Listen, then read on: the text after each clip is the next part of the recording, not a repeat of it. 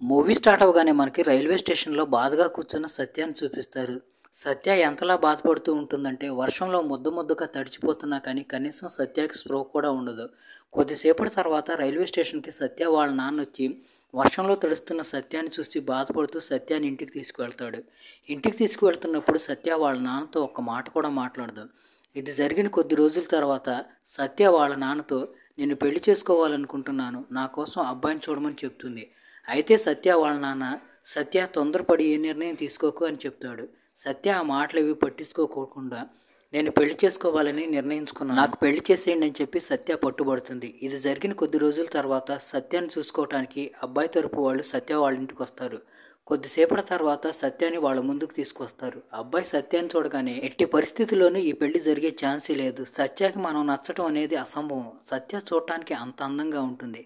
కానీ అతని ఆలోచనలన్నింటినీ తారుమారు చేస్తూ సత్య ఈ పెళ్లికి ఒప్పుకుంటుంది. సత్య వాళ్ళ నాన్నతో ఈ పెళ్లి చేసుకోవడం నాకు ఇష్టమే అని చెప్పినప్పుడు సత్యాన్ని చూసుకోవడానికి వచ్చిన అబ్బాయి ఆనందానికి హద్దులు ఉండవు. తర్వాత రోజు సత్య ఆ అబ్బాయిని గుళ్ళో కలుద్దామని చెప్పి గుడికి పిలిపిస్తుంది. అక్కడికి వచ్చిన తర్వాత ఆ అబ్బాయి సత్యతో నేను ఇంతకుముందు రాజు అనే ఒక అతన్ని ప్రేమించానని చెప్తుంది.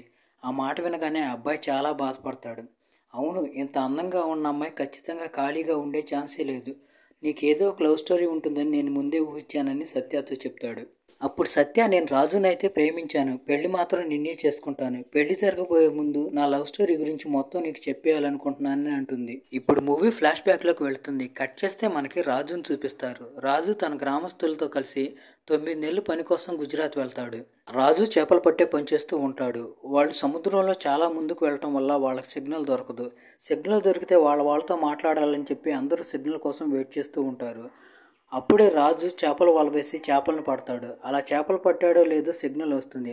దాంతో రాజు సత్యతో మాట్లాడతాడు. దగ్గరగా వాళ్ళు బోట్లో గుజరాత్ ఎంటర్ అవుతూ ఉంటారు. అప్పుడే సముద్రపు దొంగలు వాళ్ళ మీద అటాక్ చేసి చేపలన్నింటినీ దోచుకుంటారు. ఈ చేపలు పట్టే వాళ్ళందరికీ ఒక లీడర్ ఉంటాడు. అతని పేరు తండేల్. అతను దొంగల్ని చేపలు తీసుకెళ్ళొద్దని చెప్పి కన్విన్స్ చేయడానికి ట్రై చేస్తూ ఉంటాడు. అయితే ఆ దొంగలు అతని మాటలు పట్టించుకోకుండా హేళనగా మాట్లాడుతూ ఉంటారు. దాంతో రాజు కోపం వచ్చి వాళ్ళందరినీ పిచ్చి కొట్టుడు కొడతాడు. ఆ తర్వాత రాజు తన మనుషులతో కలిసి ఈజీగా గుజరాత్ చేరుకుంటాడు. గుజరాత్ చేరుకున్న తర్వాత రాజు సత్యకి ఫోన్ చేసి నేను రేపే తిరిగి వచ్చేస్తానని చెప్తాడు. ఆ మాటలు విన్న సత్య ఆనందానికి అవధులు ఉండవు. తర్వాత రోజు రాజు వెళ్ళి సత్యాన్ని కలుసుకుంటాడు. వాళ్ళిద్దరూ ఒక లైట్ హౌస్ దగ్గరికి వెళ్ళి అక్కడ ఒక జెండాను ఎగరేస్తారు. ఆ జెండా మీద 2 చేపలు ఉంటాయి. దీనికి అర్థం చేపలు పట్టడానికి వెళ్ళిన వాళ్ళంతా సేఫ్గా తిరిగి వచ్చారని. అలా సత్య రాజుతో కలిసి హ్యాపీగా 3 నెలలు స్పెండ్ చేస్తుంది. రాజు గ్రామస్తులందరికీ హెల్ప్ చేస్తూ ఉంటాడు. అది చూసినప్పుడల్లా వాళ్ళంతా రాజు కూడా వాళ్ళ నాన్నలాగే చాలా మంచోడు, బాధ్యతగా మనందరికీ సహాయం చేస్తున్నాడని రాజును మెచ్చుకుంటారు. అప్పుడే రాజుకి దగ్గరలో ఉన్న సారాయి కొట్లో విపరీతంగా బాధపడుతూ మందు తాగుతున్న తండేల్ చాచా కనిపిస్తాడు. దాంతో రాజు అతని దగ్గరికి వెళ్ళి ఏమైంది చాచా, ఎందుకు అంత బాధపడుతున్నావు అని అడుగుతాడు. అప్పుడు చాచా రాజుతో మాట్లాడుతూ పక్క ఊర్లో ఉండే ఒక పెద్ద మనిషి గవర్నమెంట్ దగ్గర పర్మిషన్ తీసుకొని మైనింగ్ స్టార్ట్ చేశాడు. అతడు అక్కడ ప్రజల్ని బెదిరించి వాళ్ళ చేత గొడ్డులా పనిచేస్తున్నాడు, కానీ పని చేయించిన దానికి ప్రతిఫలం ఇవ్వట్లేదు. నేను ఒక తండేల్ అయ్యుండి కూడా ఏం చేయలేకపోతున్నానని చెప్పి చాచా బాధపడతాడు. తర్వాత రాజు తండేల్ చాచాని తీసుకుని ఆ మైనింగ్ జరుగుతున్న ప్లేస్కి వెళ్ళి మైనింగ్ ఓనర్ని అలాగే అతని మనుషుల్ని పిచ్చి కుక్కలను కొట్టినట్టు కొట్టి వాళ్ళందరినీ అక్కడి నుంచి తరిమేస్తాడు. మైనింగ్ పనులను కూడా ఆపేస్తాడు. ఎందుకంటే మైనింగ్ వల్ల పర్యావరణానికి నష్టం జరుగుతుంది. అది రాజుకి అస్సలు ఇష్టం ఉండదు. కట్ చేస్తే రాజు వాళ్ళ చాచా తండేల్లోకి వెళ్ళి ఇక నుంచి తండేల్ నేను కాదు రాజు, లీడర్కి ఉండాల్సిన క్వాలిటీస్ అన్నీ రాజులో ఉన్నాయని చెప్తాడు. ఆ మాటలు విని గ్రామస్తులంతా సంతోషపడతారు. తర్వాత రోజు సత్యరాజు కలిసి వాళ్ళ ఫ్రెండ్ వాళ్ళ పాపది బర్త్డే అయితే అక్కడికి వెళ్తారు. అక్కడ వాళ్ళ భార్య అతని పైన అరుస్తూ ఉంటుంది. అప్పుడు సత్య అతని దగ్గరికి వెళ్ళి వదిన, ఎందుకు నువ్వు అన్నయ్యతో గొడవ పడుతున్నావు, అన్నయ్య 9 నెలలు సముద్రంలో ఉంటాడు, 3 నెలలే ఇంటి దగ్గర ఉంటాడు, ఈ 3 నెలలు నువ్వు అన్నయ్యతో ప్రేమగా ఉండొచ్చు కదా అంటుంది. దానికి ఆమె సత్య మీద కోప్పడిపోతూ నువ్వు కూడా రాజుని పెళ్లి చేసుకుంటావుగా, ఆ తర్వాత నీకు కూడా పిల్లలు పుడతారుగా, అప్పుడు నీకు తెలుస్తుంది ఒంటరిగా ఉండటం ఎంత కష్టమో అని అంటుంది. అయితే సత్య ఆ మాటలేవి పెద్దగా పట్టించుకోదు. అలా చూస్తూ ఉండగానే సంతోషంగా 3 నెలలు గడిచిపోతాయి. ఒకరోజు సత్య రాజు మాట్లాడుకుంటున్నప్పుడు సత్య అలా మాట్లాడుతూ నిద్రపోతుంది. అయితే రాజు సత్యాన్ని డిస్టర్బ్ చేయకుండా లైట్ హౌస్ పైన జెండా ఎగరేసి అక్కడి నుండి వెళ్ళిపోతాడు. తర్వాత రోజు ఉదయం జెండాను చూసిన సత్యకి విపరీతమైన కోపం వస్తుంది. ఎందుకంటే ఇప్పుడు రాజు లేకుండా 9 నెలలు గడపాలి. ఇంకోవైపు రాజు తండేలుగా చార్జ్ తీసుకుని తన మనుషులతో వెళ్ళి గుజరాత్లో చేపలు పడుతూ ఉంటాడు. ఒకరోజు సత్య పక్కింట్లో ఉండే వదిన వాళ్ళ ఆయన సముద్రంలో తుఫాన్ రావటం వల్ల దాంట్లో చిక్కుకొని చచ్చిపోయాడని తెలుస్తుంది. అది తెలిసినప్పటి నుంచి సత్య రాజు కూడా ఏదో ఒక రోజు ఇలాంటి పరిస్థితుల్లో చిక్కుకొని అలాగే చచ్చిపోతాడేమోనని భయపడుతూ ఉంటుంది. అలా భయపడుతూ పడుకున్న సత్యకి ఆ రోజు రాత్రి రాజుకి ఏదో కీడు జరుగుతున్నట్టుగా పదే పదే కళ్ళొస్తాయి. ఆ కలలతో కలవరపోయిన సత్య నిద్రపోకుండా లేచి వెళ్ళి వాళ్ళ నాన్న దగ్గర కూర్చుంటుంది. కూతురు ఆ టైంలో అలా వచ్చి కూర్చునేసరికి సత్య వాళ్ళ నాన్న ఏమైందని అడుగుతాడు. దానికి సత్య, నేను చిన్నప్పటి నుంచి చూస్తున్నాను, నువ్వు ఎప్పుడూ చేపలు పట్టడానికి సముద్రంలోకి ఎందుకు వెళ్ళలేదని అడుగుతుంది. దాంతో సత్య వాళ్ళ నాన్న తన స్టోరీ చెప్పడం స్టార్ట్ చేస్తాడు. నాకు కూడా తండేలు అవ్వాలని చాలా కోరికగా ఉండేది. నేను గుజరాత్ వెళ్ళి చేపలు పడుతూ ఉండేవాడిని. ఒకరోజు నేను గుజరాత్ నుండి తిరిగి వచ్చేసరికి మీ అమ్మ చచ్చిపోయింది. గ్రామస్తులు నాకు ఈ విషయం చెప్పాలని ఎంతో ట్రై చేశారు. అయితే సిగ్నల్స్ లేకపోవటం వల్ల వాళ్ళు నాకు చెప్పలేకపోయారు. దానివల్ల నేను మీ అమ్మని కనీసం ఆఖరి చూపు కూడా చూసుకోలేకపోయాను. అందువల్ల నేను ఎప్పుడూ సముద్రంలోకి తిరిగి వెళ్ళకూడదని నిర్ణయించుకున్నానని చెప్తాడు. తర్వాత సత్య వాళ్ళ నాన్న సత్యతో, నాకు నీ మీద కానీ రాజు ప్రేమ మీద కానీ ఎలాంటి అపనమ్మకం లేదు, కానీ మీరు కూడా ఎప్పుడైనా ఇలాంటి దిక్కుమాలిన పరిస్థితుల్లో చిక్కుకుంటారేమోనని నా భయం అని చెప్తాడు. ఆ మాటలు విన్న సత్య అలాగే జరుగుతుందేమోనని భయపడి ఈసారి రాజు తిరిగి వచ్చిన తర్వాత అతన్ని ఎప్పటికీ ఇంకా సముద్రంలోకి వెళ్ళనీయకుండా మాట తీసుకోవాలని చెప్పి డిసైడ్ అవుతుంది. అలా చూస్తూ ఉండగానే 9 నెలలు గడిచిపోతాయి. 9 నెలలు గడిచిపోవడంతో సత్యలో భయం ఎక్కువ అవుతుంది. ఎందుకంటే 9 నెలలు గడిచిపోయి 6 నెలలు కూడా జరిగిపోతాయి. అయినా కానీ రాజు దగ్గర నుంచి కానీ అతనితో పాటు వెళ్ళిన ఎవరి దగ్గర నుంచి ఎలాంటి ఇన్ఫర్మేషన్ ఉండదు. దాంతో 6 రోజుల తర్వాత సత్యానే రాజుకు కాల్ చేస్తుంది. రాజు కాల్ లిఫ్ట్ చేయగానే సత్య రాజు పైన కోప్పడుతుంది. రేపే ఊరికి వచ్చేస్తానని రాజు చెప్పడంతో సత్య శాంతపడుతుంది. తర్వాత రోజు రాజు వాళ్ళు ఊరికి తిరిగి వచ్చేస్తారు. రాజును చూసిన సత్య చాలా హ్యాపీగా ఫీల్ అవుతుంది. తర్వాత సత్య రాజుతో మాట్లాడుతూ, మా వదినకి ఇలా జరిగింది, నీకు కూడా ఇలాగే జరుగుతుందేమోనని చెప్పి నాకు భయంగా ఉందని అంటుంది. అయితే రాజు సత్య మాటల్ని పెద్దగా పట్టించుకోకుండా సత్య మాటల్ని ఇగ్నోర్ చేసేస్తాడు. ఇప్పుడు చేసిన పనికి మా సేటు డబ్బులు ఇవ్వలేదు, కొద్ది రోజుల తర్వాత ఆయన డబ్బులు ఇస్తే దాంతో మనం కొత్త బోటు కొనుక్కోవచ్చు అని చెప్తాడు. ఆ మాటలు వినగానే సత్య షాక్ అవుతుంది. ఎందుకంటే రాజు తన మనసును అర్థం చేసుకుని ఇంకా సముద్రంలోకి వెళ్లకుండా ఉంటాడనుకుంటుంది. కానీ రాజు తన మాటలేవి పట్టించుకోకపోవడంతో సత్య బాధపడుతుంది. అలా ఈ 3 నెలలు గడుస్తూ ఉంటాయి. సత్య ఎప్పుడూ ముభావంగా బాధగా ఉండటంతో ఒకరోజు రాజు సత్యాన్ని ఏమైంది, ఎందుకు అలా ఉంటున్నావు అని అడుగుతాడు. దానికి సత్య, నువ్వు సముద్రంలోకి వెళ్ళటం నాకు ఇష్టం లేదు, సముద్రంలోకి వెళ్ళనని నాకు మాట ఇవ్వమని అడుగుతుంది. దానికి రాజు, సముద్రంలోకి వెళ్లకుండా ఉండటానికి కుదరదు, ఎందుకంటే నేను ఇప్పుడు తండేల్ని, ఖచ్చితంగా సముద్రంలోకి వెళ్ళి వేట చేయాల్సి ఉంటుంది. ఒకవేళ నేను కానీ అలా వెళ్ళకపోతే ఊరి వాళ్ళంతా ఆకలితో చచ్చిపోతారని చెప్తాడు. అయితే సత్య మాత్రం రాజు మాటలు ఏమాత్రం పట్టించుకోకుండా, నువ్వు ఇంకోసారి తిరిగి సముద్రంలోకి వెళ్ళావంటే నేను చచ్చినంత ఒట్టని చెప్పి ఒట్టు పెట్టుకుంటుంది. అలా సత్య ఒట్టు పెట్టుకోవడంతో రాజు కూడా చేసేది ఏమి లేక సముద్రంలోకి వెళ్ళటం మానేస్తాడు. కాసేపటి తర్వాత రాజు ఫ్రెండ్ రాజుకు ఫోన్ చేసి, రేపు రాత్రి 8 గంటలకి గుజరాత్ వెళ్ళే ట్రైన్ ఉంది, రెడీగా ఉండమని చెప్తాడు. మీరేం టెన్షన్ పడకండి, నేను టైంకి వచ్చి మీతో జాయిన్ అవుతానని చెప్పి రాజు ఫ్రెండ్కి చెప్తాడు. ఇంకోవైపు సత్య రాజు వెళ్ళనని మాట ఇవ్వడంతో టెన్షన్ ఏమీ లేకుండా ప్రశాంతంగా పడుకొని నిద్రపోతూ ఉంటుంది. అయితే రాజు సత్యాన్ని డిస్టర్బ్ చేయకుండా లేచి వెళ్ళి గుజరాత్ వెళ్ళే ట్రైన్ కోసం స్టేషన్కి వెళ్తాడు. ఇంకోవైపు మెలకు వచ్చి చూసేసరికి లైట్ హౌస్ పైన ఎగురుతున్న జెండా కనిపిస్తుంది. అది చూడగానే సత్యకి షాక్ కొట్టినట్టు పని అవుతుంది. అంటే రాజు తన మాటలు వినకుండా మళ్ళీ చేపలు పట్టడానికి గుజరాత్ వెళ్తున్నాడని.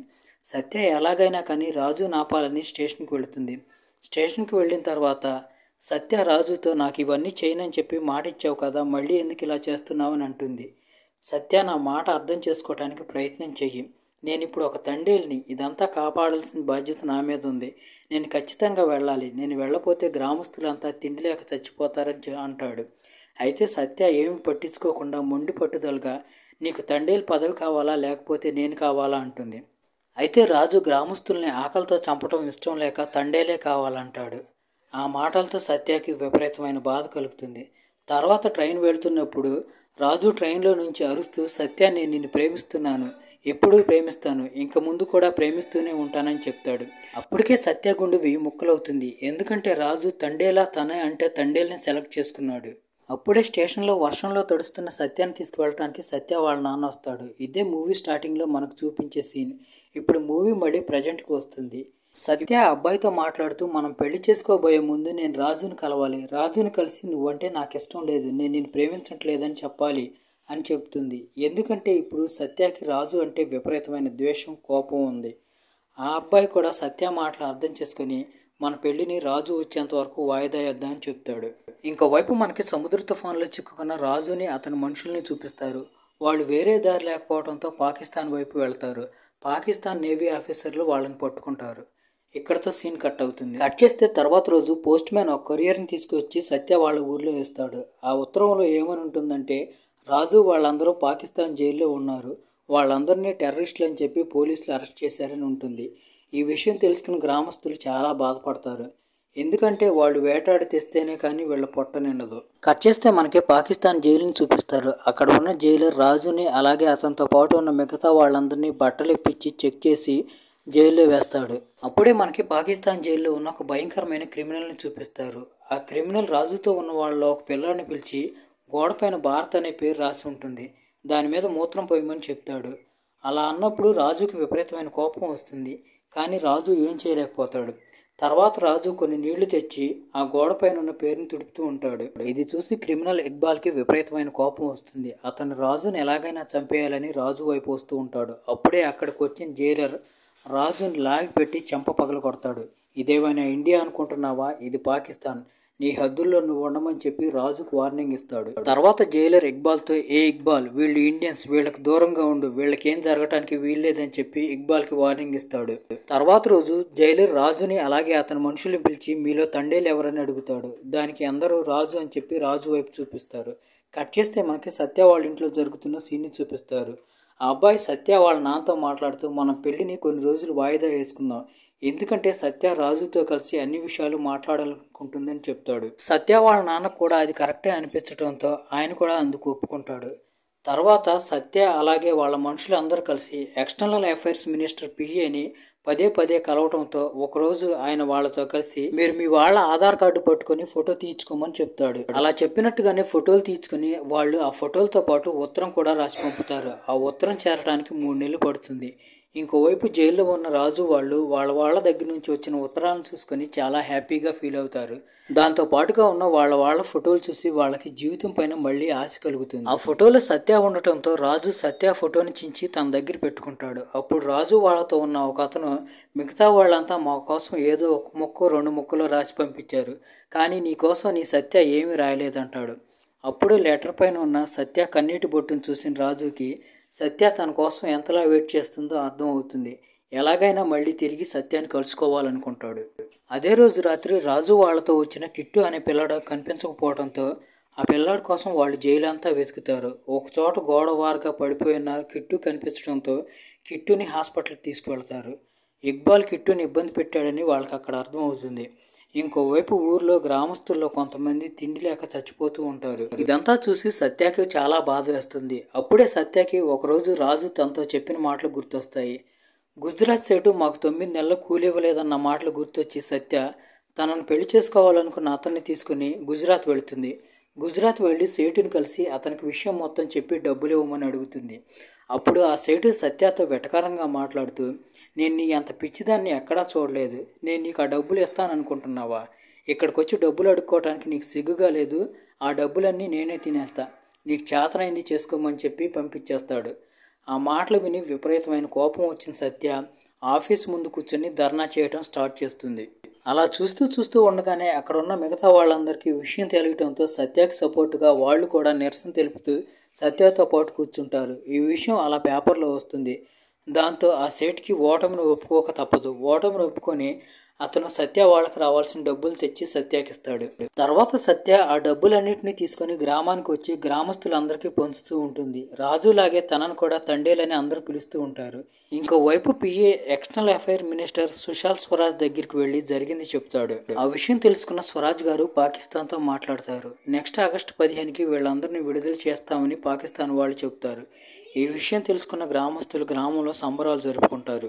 ఇంకోవైపు రాజు వాళ్ళని పాకిస్తాన్ కోర్టులో ప్రవేశపెడతారు. అక్కడున్న జడ్జి వీళ్ళందరినీ వదిలేయమని చెప్తాడు. అయితే అప్పుడే జడ్జికి కాశ్మీర్లో ఆర్టికల్ 370 రద్దు చేసినట్టుగా తెలుస్తుంది. దాంట్లో పాకిస్తాన్లో నిరసనలు స్టార్ట్ అవుతాయి. దాంతో జడ్జి వీళ్ళ రిలీజ్ క్యాన్సిల్ చేస్తాడు. దాంతో పోలీసులు మళ్ళీ వీళ్ళని ఒక వ్యాన్లో ఎక్కించుకొని పోలీస్ స్టేషన్కి తీసుకొస్తూ ఉంటారు. పాకిస్తాన్లో నిరసనలు ఎక్కువ అవడంతో వ్యాన్ మీద కూడా అటాక్ చేస్తారు. దాంతో రాజు వాళ్ళు చేసేదేం లేక వ్యాన్లో నుంచి తప్పించుకొని ప్రాణాలు దక్కించుకోవడానికి పారిపోతారు. అప్పుడు రాజు వాళ్ళని తీసుకెళ్తున్న పోలీసుల్లో ఒక పోలీస్ ఆఫీసర్ జైలర్కి ఫోన్ చేసి రాజు వాళ్ళు ఈ గొడవల్లో తప్పించుకుపోయారు, వాళ్ళు ప్రాణాలు కాపాడుకోవడానికి ఎక్కడైనా దాక్కొని ఉండొచ్చు, లేకపోతే ఇండియా అయినా పారిపోయి ఉండొచ్చు, ఒక్క మాట అయితే ఖచ్చితం, దీనివల్ల మన ఉద్యోగాలు పోతాయని చెప్తాడు. అప్పుడే రాజు తన మనుషులందరినీ తీసుకెళ్ళి సెంట్రల్ జైలు దగ్గర నిలబడతాడు. జైలర్ వాళ్ళని చూసి మీకు పారిపోయే అవకాశం వచ్చింది కదా, ఎందుకు పారిపోలేదని రాజుని అడుగుతాడు. మేము ఇండియన్స్మి, మాకు వీపు చూపించి పారిపోవటం రాదు, ఏదైనా ధైర్యంగా ఎదుర్కోవటమే వచ్చని రాజు చెప్తాడు. జైలర్ మళ్ళీ వాళ్ళందరినీ తీసుకువెళ్ళి జైల్లో వేస్తాడు. ఇంకోవైపు సత్య పిఏకి ఫోన్ చేసి జరిగిన విషయం చెప్తుంది. అయితే పిఏ సుశీల స్వరాజ్ చనిపోయిందని చెప్తాడు. ఆ మాట వినగానే సత్య చాలా బాధపడుతుంది. ఎందుకంటే ఈ విషయంలో సత్య వాళ్ళకి హెల్ప్ చేయగలిగింది సుశీల స్వరాజ్ ఒక్కళ్ళే. దాంతో సత్య ఏం చేయాలో తెలియక మినిస్టర్కి ఫోన్ చేసి విషయం చెప్తుంది. అప్పుడు ఆయన సుశీల స్వరాజ్ కూతురు ఉంది, ఆమెతో మీరు మాట్లాడండి, ఈ సిచ్యువేషన్లో మీకు హెల్ప్ చేయగలిగేది ఆమె ఒక్కతేనని చెప్తాడు. దాంతో సత్య తన కాబోయే భర్తను తీసుకుని ఢిల్లీ వెళ్ళి సుశీల స్వరాజ్ కూతురిని కలవటానికి ఆమె ఆఫీస్ దగ్గరికి వెళ్తుంది. అయితే సత్యాని ఆమెతో కలవటానికి అక్కడ పర్మిషన్ ఇవ్వరు. దాంతో చేసేదేం లేక సత్య ఆ రోజు రాత్రి వచ్చి అక్కడ దగ్గరే ఉన్న ఒక గుళ్ళో ఆగుతుంది. ఇంకోవైపు ఆగస్టు 15 దగ్గర పడుతూ ఉంటుంది. జైల్లో ఉన్న ఇక్బాల్ ఇండియాని తక్కువ చేసి మాట్లాడుతూ హేళనగా మాట్లాడుతూ ఉంటాడు. అయితే కిట్టు ఈసారి ఎలాగోలా ధైర్యం చేసుకుని అక్కడ జెండా ఎగరవేస్తాడు. దాంతో ఇక్బాల్ వచ్చి కిట్టుని చంపేయబోతాడు. అయితే రాజు ఈసారి చూస్తూ ఊరుకోకుండా కిట్టుని కాపాడటానికి ఇక్బాల్ వాళ్ళందరినీ పిచ్చి కుక్కలను కొట్టినట్టు కొడతాడు. ఫైట్ అయిపోయిన తర్వాత అక్కడ పొయ్యి దగ్గర మంట మండుతూ ఉంటుంది. ఆ మంటలో తీసుకువెళ్ళి జెండాని తగలబెట్టేస్తాడు. తగలబెట్టుకుంటూ రాజు దండం పెట్టుకుంటాడు. ఎందుకంటే ఒకవేళ జెండా కానీ మామూలుగా ఉందంటే తెలియదు, ఈ దిక్కుమాల పాకిస్తాన్ వాళ్ళు ఆ జెండా మీద ఏమేమి వేస్తారో ఏమేమి పోస్తారో, అందుకనే క్షమాపణ అడుగుతూ జెండాను తగలబెట్టేస్తాడు రాజు. అప్పుడే అక్కడికి వచ్చిన జైలర్ రాజుని ఆపి రాజుని పిచ్చి కుక్కను కొట్టినట్టు కొట్టి వేరే జైల్లో పడేస్తాడు. ఇంకోవైపు సత్య ఇక్కడ సుశీల స్వరాజ్ కూతురిని కలవటానికి పదే పదే ఆమె ఆఫీస్కి వెళుతూ ఉంటుంది. కానీ సుశీల స్వరాజ్ కూతురు మాత్రం ఆమెను కలవటానికి అవకాశం ఇవ్వదు. అప్పుడే సత్య వాళ్ళ వదిన వచ్చి సత్యతో మాట్లాడుతూ నీ పెళ్లికి ఇంకా 3 రోజులే మిగిలింది, ఈలోపు మనం ఏం చేయగలుగుతాం అంటుంది. అప్పుడే సత్యకి ఒక ఐడియా వస్తుంది. సత్య పెళ్లి కూతురు డ్రెస్ వేసుకుని సుశీల స్వరాజ్ కూతురు కారుకి ఎదురుగా వెళుతుంది. సత్యాని ఆ డ్రెస్లో చూసిన సుశీల స్వరాజ్ కారు ఆపి కారులో ఎక్కించుకొని ఏం జరిగిందని అడుగుతుంది. దానికి సత్య జరిగిందంతా చెప్తుంది. అప్పుడు సుశీల స్వరాజ్ కూతురు సత్యకి మాట ఇస్తూ నేను ఖచ్చితంగా నీకు మాట ఇస్తున్నాను, నీ పెళ్లికల్లా వాళ్ళంతా ఇక్కడ ఉంటారని చెప్తుంది. ఇది జరిగిన 2 రోజుల తర్వాత రాజు వాళ్ళ ఐడి కార్డులు అన్నీ చెక్ చేసి వాళ్ళని ఇండియా పంపించడానికి రెడీ చేస్తూ ఉంటారు. అయితే ఆ లిస్టులో రాజుతో పాటు ఉండే ఒక అతని పేరు ఉండదు. అతను నా పేరు లేదని చెప్పి ఏడుస్తూ ఉంటాడు. ఏడుస్తూ మా బామ్మ నన్ను ఎప్పుడు ఆధార్ కార్డు తీయించుకోమని చెప్పేది, అయినా కానీ నేను ఆధార్ కార్డు తీయించుకోలేదు, ఇదంతా నా పిచ్చితనం వల్లే జరిగిందని అతను ఏడుస్తూ ఉంటాడు. అయితే రాజు అక్కడున్న పాకిస్తాన్ ఆర్మీతో మాట్లాడుతూ అతను మావాడే, వదిలేయండి, అతన్ని మాతో పాటు పంపించండి అని చెప్పి బతిమలాడుతూ ఉంటాడు. వాళ్ళు ఏ మాటలు పట్టించుకోరు. ఇంకోవైపు ఆ లిస్టులో పేరు లేని అతను రాజుతో మాట్లాడుతూ రే నువ్వు ముందు వెళ్ళి సత్యాన్ని కలువు అని చెప్తాడు. అతను పదే పదే ఆ మాట చెప్తూ ఉంటాడు. అయితే రాజు అదేది పట్టించుకోకుండా అతన్ని పంపించేంతవరకు నేను వెళ్ళనని చెప్పి అక్కడే పిడివేసి కూర్చుంటాడు. అప్పుడు రాజుతో పాటు ఉన్న మిగతా వాళ్ళంతా సత్య పెళ్లి కార్డుని రాజుకు చూపిస్తారు. ఈ కార్డు ఎప్పుడో వచ్చింది, ఒకవేళ నీకు ఆ కార్డుని కానీ చూపిస్తే నువ్వు పాకిస్తాన్ జైల్లో నుంచి పారిపోవడానికి కూడా వెనకాడవు, అందుకే మేము నీకు ఆ కార్డుని చూపించలేదని చెప్తారు. అయితే రాజు సత్య పెళ్లి కార్డుని చూసి చాలా బాధపడతాడు. అయినా కానీ రాజు అక్కడి నుంచి వెళ్ళిపోకుండా మిగిలిపోయిన వాడిని తీసుకొని వాడితో పాటు నేను ఇండియా వస్తానని చెప్పి మళ్ళీ తిరిగి పాకిస్తాన్ బార్డర్లో కాలు పెడతాడు. అది చూసి పాకిస్తాన్ జైలర్ రాజుని మెచ్చుకుంటూ ఈరోజు నువ్వు చూపించావు, అసలైన తండేలు ఎలా ఉంటాడు, తన వాళ్ళ కోసం ఏదైనా చేస్తాడు అసలైన తండేలు, నువ్వు కూడా అలానే చేసావంటాడు. ఇంకోవైపు ఇక్కడ ఇండియన్ ఎంబసీ 12 అయ్యేలోపే ఆ వ్యక్తికి ఆధార్ కార్డు రెడీ చేసి ఇంకొక లెటర్ టైప్ చేసి ఆ లెటర్ని పాకిస్తాన్కి పంపిస్తారు. అప్పుడు జైలర్ అక్కడున్న పోలీస్ ఆఫీసర్తో మాట్లాడుతూ వీళ్ళని రిలీజ్ చేయమని చెప్తాడు. అయితే ఆఫీసర్ బాధపడుతూ సార్ ఇప్పుడు వీళ్ళని రిలీజ్ చేయడానికి వీల్లేదు, ఎందుకంటే ఆల్రెడీ టైం 12 గంటలు దాటిపోయిందని చెప్తాడు. ఆ మాటలు విని రాజు వాళ్ళు బాధపడతారు. అయితే జైలర్ ఆ పోలీస్ ఆఫీసర్తో మాట్లాడుతూ ఏమైంది, నువ్వు ఈ లెటర్ 11:55కి వచ్చిందని చెప్పి వీళ్ళని రిలీజ్ చేసేయమని చెప్తాడు. ఇంకోవైపు సత్యాన్ని పెళ్లి చేసుకోబోయే అతను సత్యతో మాట్లాడుతూ నువ్వు ఇంకా రాజును మర్చిపోలేదని నాకు తెలుసు, రాజు కోసమే ఇదంతా చేసావని నాకు తెలుసు, అందుకే ప్లేన్ టికెట్ నీకొక్కదానికే బుక్ చేస్తున్నాను, నువ్వు ఇక్కడి నుంచి వెళ్ళి సంతోషంగా రాజుని పెళ్లి చేసుకోమని చెప్తాడు. ఆ మాటలు విని సత్య చాలా హ్యాపీగా ఫీల్ అవుతుంది. ఇక్కడతో ఈ మూవీ ఎండ్ అయిపోతుంది.